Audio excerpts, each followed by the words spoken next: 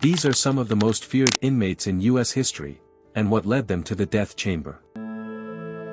Rodney Scott Berget, State, South Dakota. On April 12, 2011, at the South Dakota State Penitentiary in Sioux Falls, Rodney Scott Berget, a 48-year-old inmate serving a life sentence, participated in a brutal escape attempt that resulted in the murder of a corrections officer, 63-year-old Ronald R.J. Johnson, on his birthday. Berget had a long criminal history. He was serving life without parole for attempted murder and kidnapping. His co-conspirator, Eric Robert, was also a lifer. Together, they devised a detailed plan to escape the prison's secure perimeter by disguising themselves in correctional officer uniforms. On the day of the escape, Berget and Robert lured Officer Johnson into a corner of a supply area where he was bludgeoned with a lead pipe and had plastic wrap forced over his head. Johnson's keys and uniform were stolen, and the two inmates attempted to wheel a large cart through the gate while dressed as staff. However, a guard noticed blood on Robert's gloves and stopped the cart, foiling the escape. The murder shocked the prison community and the public. Officer Johnson was a respected veteran with over 23 years of service.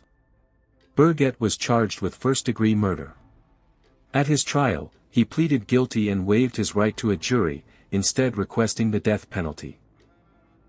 During sentencing, the court reviewed his extensive criminal record, prior escape attempts, and lack of remorse. Berget was sentenced to death in 2012. In 2016, his execution was delayed due to mental competency evaluations. His defense later argued he suffered from brain damage and had diminished capacity, but the courts rejected this. On October 29, 2018, after nearly 7 years of legal delays, Rodney Berget was executed by lethal injection at the South Dakota State Penitentiary.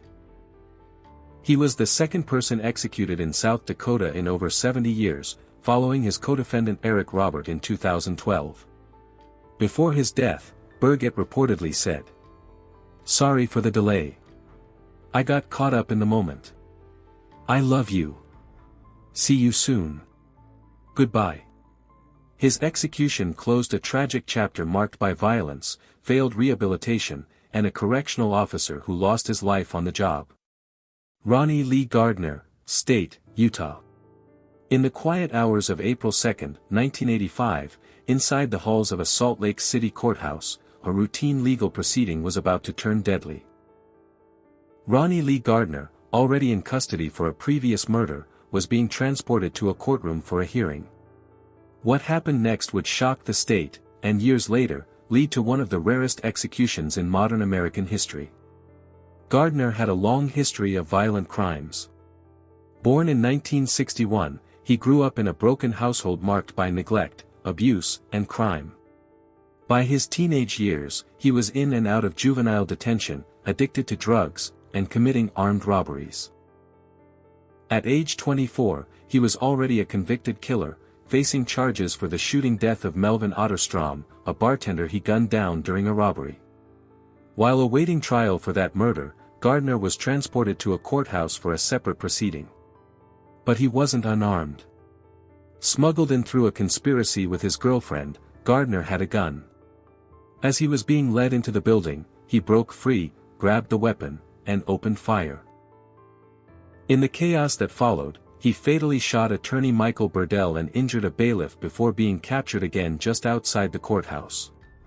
The murder of Burdell shocked Utah's legal community. Gardner's escape attempt was not only brazen, it was fatal. This wasn't just a criminal resisting justice. It was a cold, calculated execution inside a courthouse.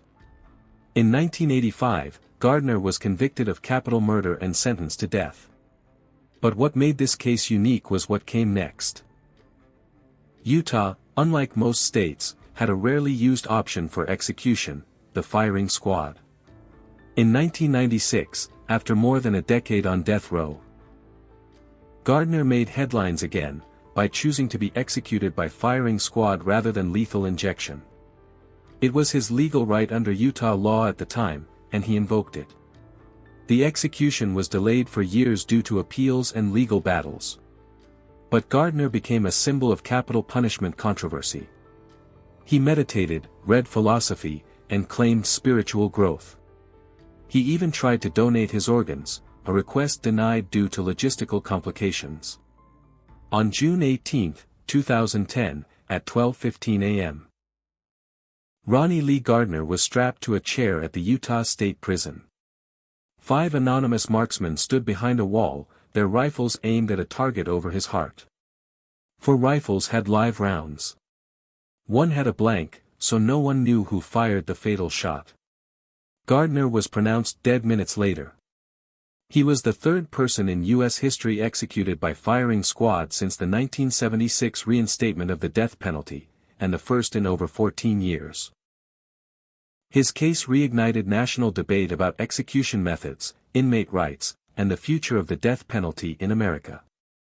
To this day, Ronnie Lee Gardner remains one of the most discussed capital punishment cases in Utah's history, not just for his crimes, but for how his life ended. Brandon Bernard, federal case, executed 2020. In the late evening of December 10, 2020, inside the federal execution chamber in Terre Haute, Indiana, Brandon Bernard took his final breath. His case had become one of the most widely debated executions in modern U.S. history, not just for the brutal nature of the crime, but for the age, remorse, and potential rehabilitation of the man at its center. The crime occurred on June 21, 1999, in Killeen, Texas. Brandon Bernard was just 18 years old when he became involved in a plan that spiraled into murder. Alongside 4 other teenagers, all members of a street gang, Bernard participated in the carjacking and abduction of Todd and Stacy Bagley, a young married couple and youth ministers from Iowa. The group lured the couple into their car under false pretenses, pulled a gun on them, and forced them into the vehicle's trunk. Over several hours, the Bagleys spoke through the trunk, praying and trying to talk their way out. Eventually, one of the teens, Christopher Villalba, shot both victims in the head. Villalba died instantly. Stacy survived the gunshot but was unconscious. It was then that Brandon Bernard, following the plan, set the car on fire with the couple inside. According to prosecutors, Stacy died from smoke inhalation, meaning the fire was the ultimate cause of her death. Brandon Bernard's role in setting the blaze became the key factor in his capital murder conviction. At trial in 2000, Bernard was portrayed as a full and willing participant. He was sentenced to death at the federal level, an unusual punishment for someone so young, especially given that he hadn't pulled the trigger. For 2 decades, Bernard remained on death row. But in the years leading to his execution, new facts came to light. Multiple jurors expressed regret, stating they would not have voted for death had they known more about his minor role and his clean behavior in prison. Even some former prosecutors, including one who helped secure his conviction, publicly advocated against his execution. High-profile figures like Kim Kardashian, human rights groups, and legal experts petitioned for clemency. They pointed to Bernard's age, his transformation in prison, and a system that seemed too eager to execute someone who had not been the actual shooter. Despite nationwide outcry, all appeals were denied. On December 10, 2020, Bernard was executed by lethal injection. His final words were calm and remorseful. "I'm sorry. That's the only words that I can say that completely capture how I feel now and how I felt that day." He thanked his family and his legal team, and told the families of the victims that he wished he could take everything back. Brandon Bernard was 40 years old at the time of his execution. He had spent more than half his life behind bars. His death marked one of the final executions under the Trump administration, and became a symbol of renewed debate over the fairness of the death penalty in America, especially for youthful offenders. Lisa Montgomery, federal execution, executed 2021. On the early morning of January 13, 2021, Lisa Montgomery became the first woman in nearly 70 years to be executed by the U.S. federal government. Her death, carried out at the Federal Correctional Complex in Terre Haute, Indiana, ignited an intense national debate, not just about the crime, but about mental illness, abuse, and the justice system's handling of vulnerable offenders. The crime that brought Lisa Montgomery to death row shocked the world with its brutality.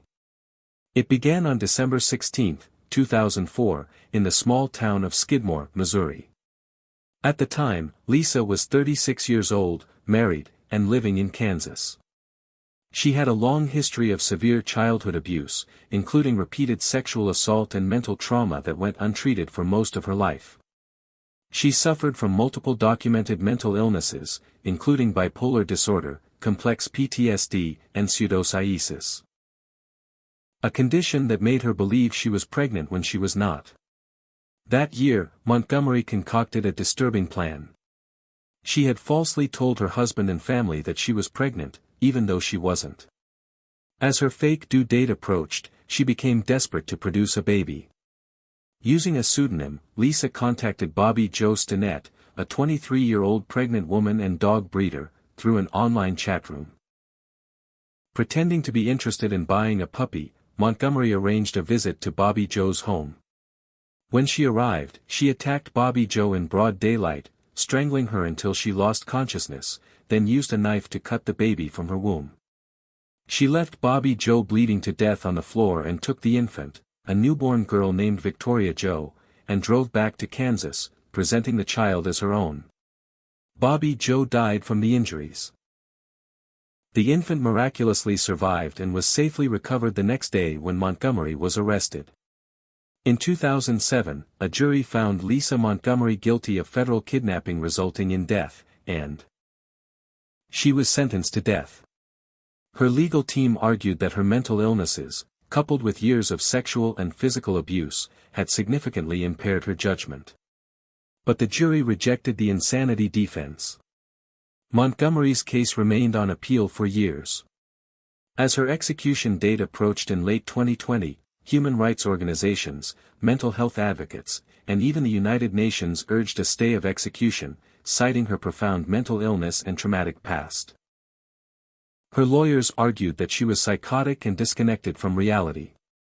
Despite public outcry and multiple appeals, her execution was approved by the Justice Department under the Trump administration. Several last-minute stays were issued, but the U.S. Supreme Court overturned them hours before her scheduled execution. At 1:31 a.m. on January 13, 2021, Lisa Montgomery was executed by lethal injection. She made no final statement. Her case remains one of the most controversial executions in recent American history, not only because of the horrific nature of the crime, but because it highlighted deep questions about mental illness, gender, trauma, and justice in the federal death penalty system. Scott Dozier, Nevada, requested execution, high-profile case. In the complex world of death row, few inmates make headlines for asking to be executed. But Scott Raymond Dozier, a convicted murderer in Nevada, did exactly that, and his case sparked a nationwide debate about sanity, suffering, and the limits of the justice system.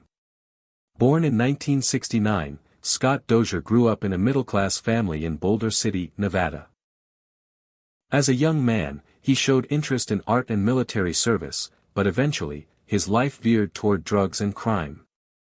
By the early 2000s, he was heavily involved in the methamphetamine trade, a dangerous, cash-driven underworld that would soon turn lethal. In 2002, Dozier was convicted of the murder of Jeremiah Miller, a fellow drug dealer from Arizona. Prosecutors stated that Dozier lured Miller to a Las Vegas motel under the pretense of a meth deal. There, he shot Miller, dismembered his body, and disposed of it in a suitcase. The suitcase was later found in an apartment complex trash bin, with Miller's torso inside. His head and arms were never recovered.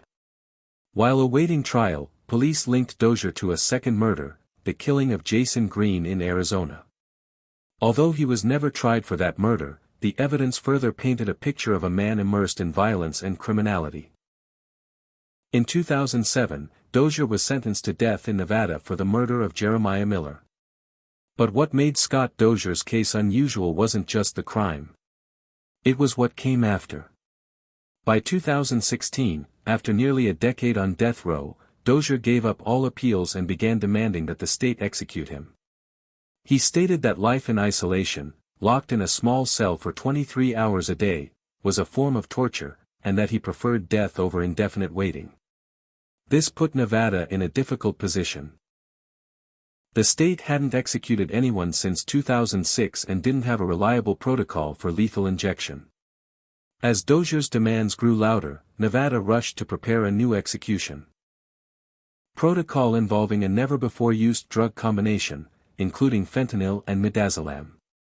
That plan drew immediate legal challenges. Defense attorneys and medical experts argued the method could cause prolonged suffering or botched execution. Pharmaceutical companies sued to block their drugs from being used. The case dragged on for years in court, while Dozier remained locked in solitary, refusing visits, giving interviews, and insisting that the state follow through. Then, in January 2019, at the age of 48, Scott Dozier was found dead by suicide in his cell at Ely State Prison. He had hung himself with a bedsheet.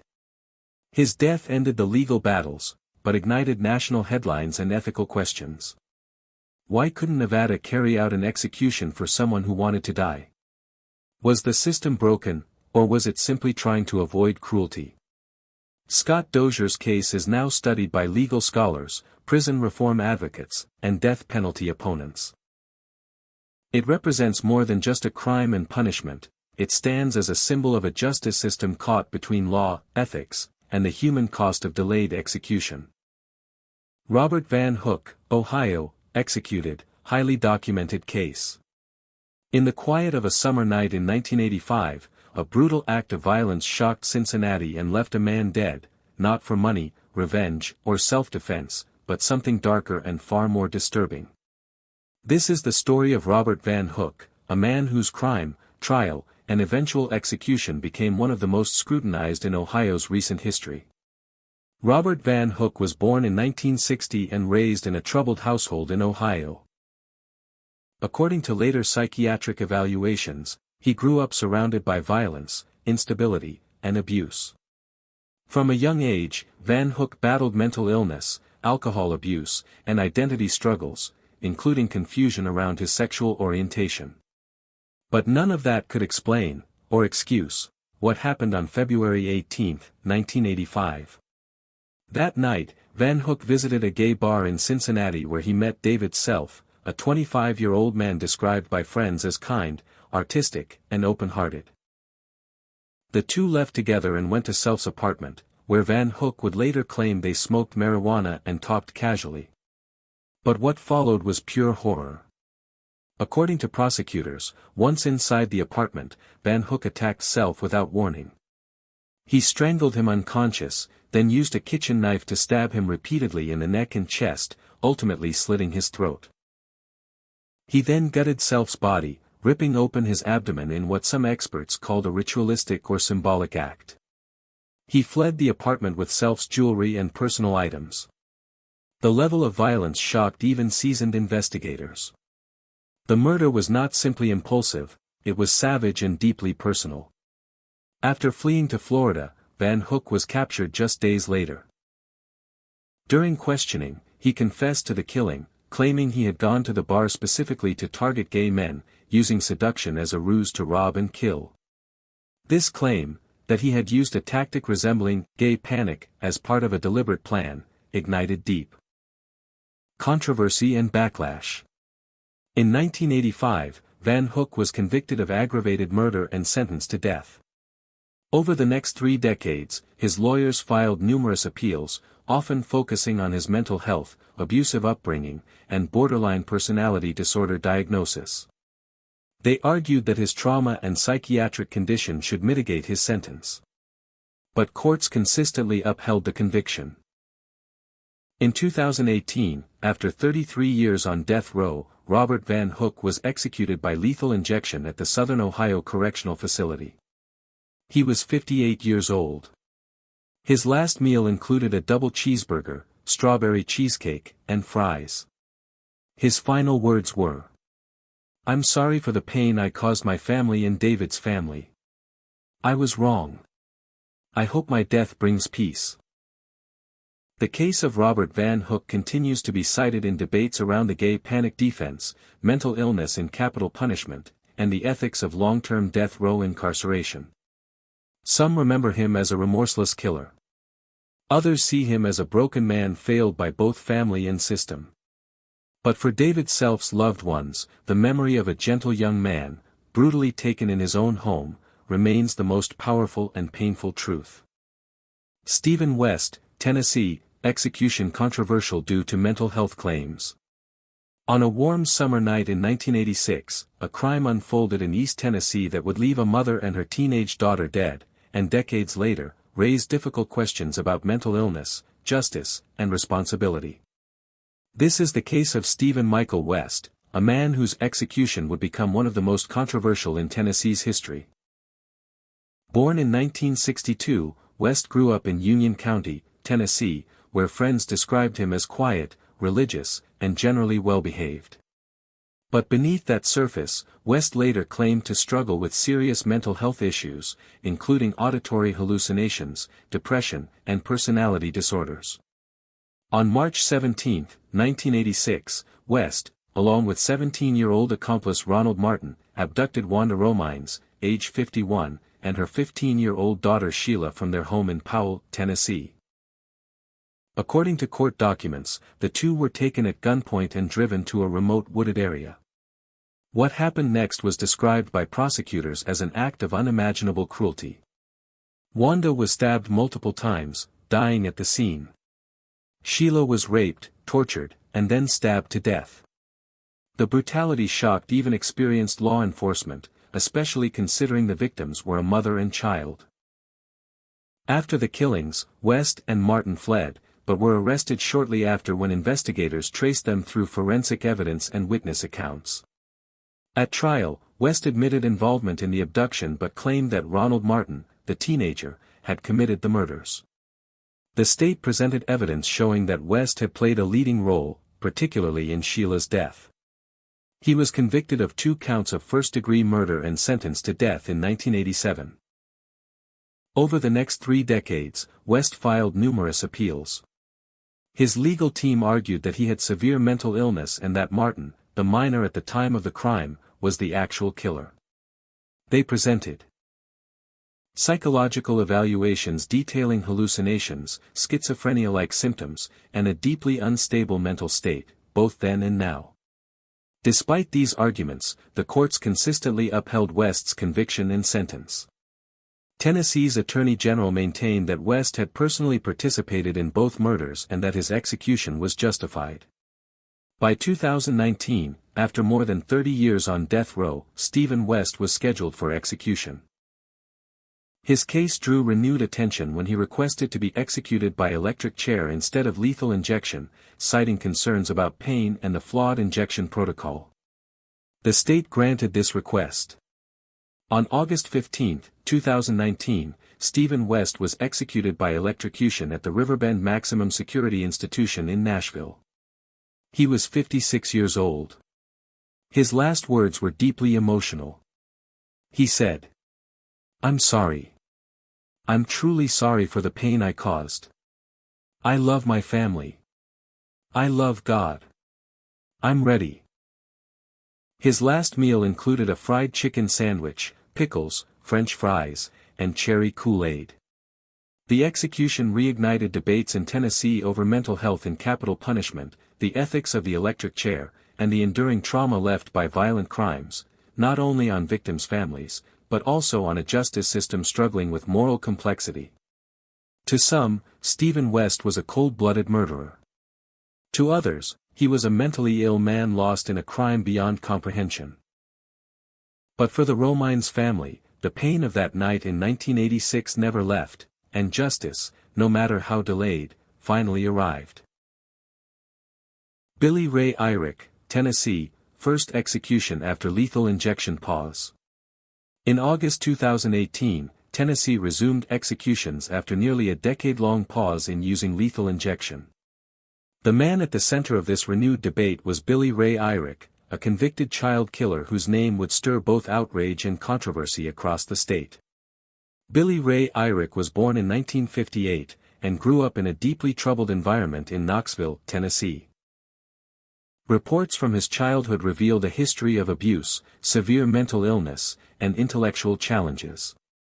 His defense attorneys would later argue that Eyrick suffered from psychosis, and was incapable of fully understanding right from wrong. On April 15, 1985, Eyrick was babysitting 7-year-old Paula Dyer, the daughter of a couple he had previously lived with. That night, neighbors reported hearing screaming from the home. When emergency services arrived, they found Paula unconscious and barely clinging to life. She had been sexually assaulted, beaten, and suffocated. The injuries were so brutal that first responders struggled to comprehend the extent of the violence. Paula was declared dead at the hospital, and Eyrick was arrested shortly after. He later confessed, though he claimed demonic voices had influenced his actions. In 1986, Eyrick was convicted of first-degree murder, aggravated rape, and felony murder, and was sentenced to death. For the next 3 decades, his attorneys fought his execution, presenting evidence that he was severely mentally ill, had IQ deficits, and had experienced long-term abuse from childhood. Despite these arguments, the courts rejected his appeals. Advocates for his execution emphasized the horrific nature of the crime, the age of the victim, and the long delay in delivering justice. On August 9, 2018, Tennessee resumed the use of lethal injection, with Billy Ray Eyrick becoming the first person executed in the state since 2009. His last words were, "I just want to say I'm really sorry and that's it." His last meal included a burger, onion rings, and a soda. The execution reignited fierce national debate. Some protested outside the prison, holding signs opposing capital punishment. Others said justice had been too slow for a crime so monstrous. Eyrick's case became a symbolic flashpoint, representing both the flaws and the finality of America's death penalty system. While some saw a mentally ill man failed by society, others saw a predator who ended a young life in unspeakable horror. At age 59, Billy Ray Eyrick was pronounced dead at 7:48 p.m., marking the return of capital punishment in Tennessee and leaving behind a case still debated in courts, churches, and homes to this day. Nathaniel Woods, Alabama, controversial case that sparked protests. In March 2020, the state of Alabama carried out one of its most controversial executions in recent history, that of Nathaniel Woods, a man whose case would ignite national protests, celebrity outcry, and renewed debate over the American justice system. Nathaniel Woods was born in 1976, raised in the rough neighborhoods of Birmingham, Alabama. He had several run-ins with the law in his early years, mostly for nonviolent offenses, and was often seen as more of a street hustler than a violent criminal. But everything changed on June 17, 2004, during what would become the deadliest day for Birmingham police in decades.